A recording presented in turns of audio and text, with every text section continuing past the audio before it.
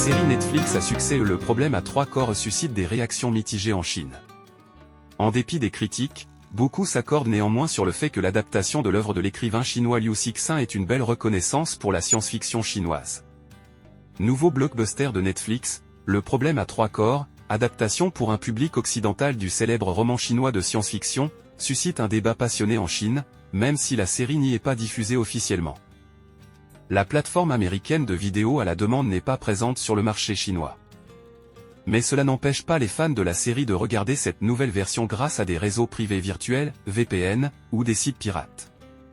Les mots dièses relatifs à la série ont été vus plus de 2 milliards de fois sur le réseau social chinois Weibo. Et des dizaines de milliers de commentaires ont été publiés sur un site d'évaluation. Les réactions vont de la déception face aux changements apportés à l'intrigue et aux personnages, jusqu'à la satisfaction de voir la production culturelle chinoise gagner en popularité à l'international. De nombreuses libertés avec l'œuvre originale. La version Netflix, comme les premières adaptations chinoises sorties ces dernières années, est basée sur la trilogie littéraire Le problème à trois corps de l'écrivain Liu Cixin, désormais légende de la science-fiction en Chine et dans le monde. De nombreux fans du roman connaissent par cœur tous les détails des personnages.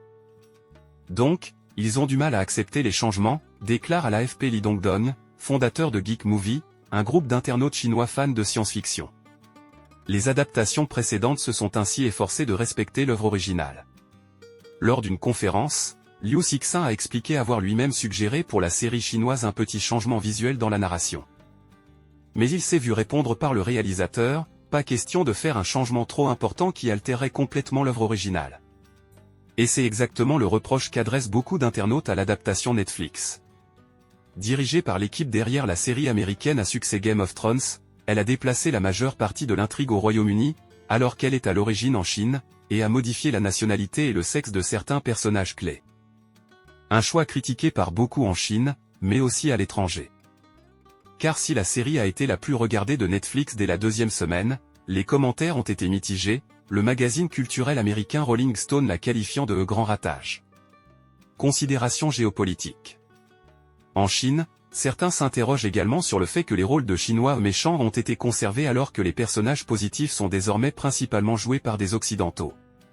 Le casting montre une nouvelle fois que les Américains sont des idéologues, a ainsi écrit un internaute dans un commentaire très partagé. D'autres voient dans la présentation de l'histoire chinoise une autre source de controverse. La série commence dans les années 1960, avec une scène de la révolution culturelle dans laquelle un professeur de physique, père du personnage central du roman, est tué pour avoir refusé de renier des théories scientifiques. L'utilisation de cette scène en ouverture a conduit certains à penser que Netflix voulait présenter la Chine sous un mauvais jour. D'autres spectateurs disent avoir apprécié l'intrigue plus rythmée et simple que les versions précédentes, rendant l'œuvre plus accessible pour le grand public. Par sa diffusion mondiale, cette version permet par ailleurs d'attirer l'attention du monde entier sur Liu Cixin et sur la littérature chinoise en général. La participation de Netflix est considérée comme une marque de confiance dans le genre. La science-fiction chinoise est de plus en plus reconnue. Avec des investissements financiers concrets, c'est un énorme encouragement pour le milieu des auteurs chinois de science-fiction, s'enthousiasme Li Dongdong, de Geek Movie. C'est un petit pas pour Liu Cixin, mais c'est un grand pas pour la création de science-fiction en Chine. Kino Trailer vous remercie pour la fidélité et vous prie de vous abonner, des accents aigus aimer nos vidéos et surtout de commenter nos vidéos.